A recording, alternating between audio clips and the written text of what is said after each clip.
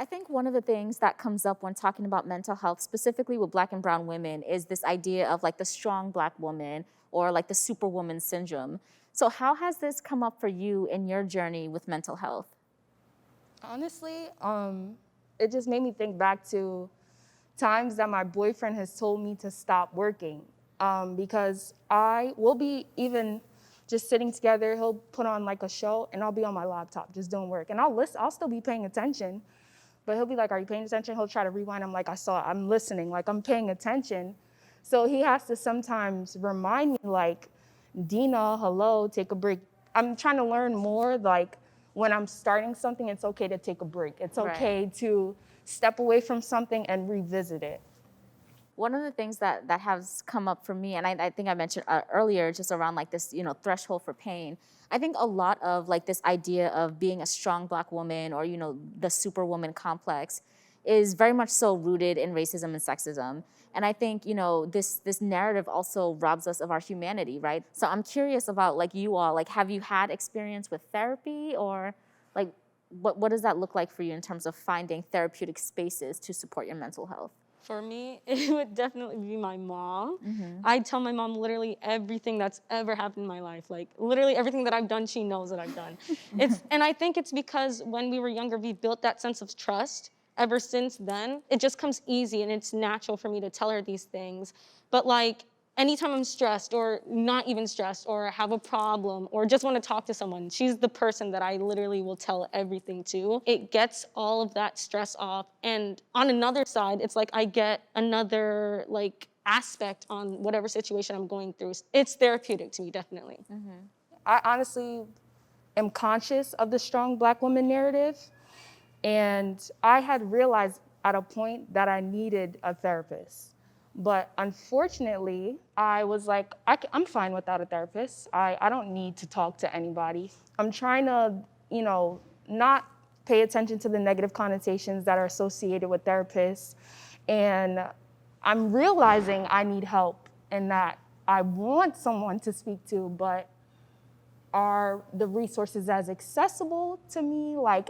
Because one, I didn't know where to start. I knew we had therapists on campus. I agree with what Dina said that I'm a psychology major, so you would think that I would be all for it. And I tried it. I tried therapy, but the disconnect for me was because my therapist was of a different culture and ethnicity from me. Yeah. I was explaining certain situations, but I knew that there was a disconnect, that it wasn't like, I don't want to say that there's not anything that they could do for me, but from that perspective, there's not much, Right. that they could offer me. I just didn't really see the point at, with that circumstance. But I also tried to, once I went to that therapist, she was like, oh, maybe you're anxious. Maybe you should see a psychiatrist just to see.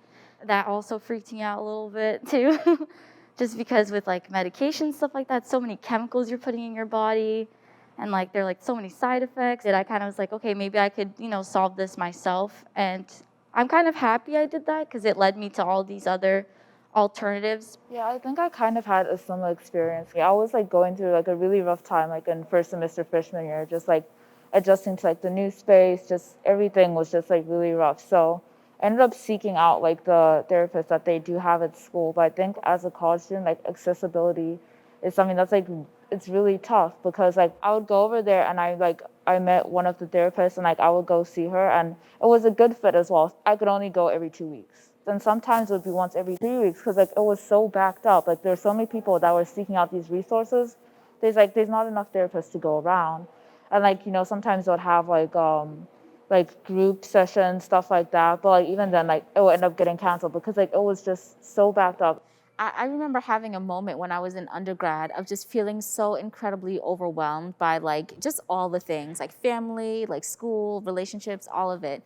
And I remember standing outside of counseling services, and like it was like 2 floors, so I was like looking up and just like staring at it for a while. People were probably looking at me all types of ways, but I just couldn't bring myself to walk into that office. I was working in the multicultural affairs as a student worker, so I knew the counselors that were there, and I'm like, they're all white. Like I don't feel like I can connect to them.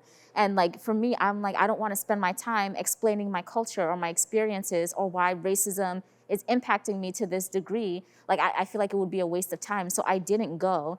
And I started actually going to therapy like 3 years ago. Now there's like a therapy for Black girls resource. And that's how I actually found my therapist, which was really helpful. It was transformative because for her as a Black woman, like when we're having our sessions, like we're also tying in cultural, relevance, right? So she understands a lot of these things and I don't have to explain it.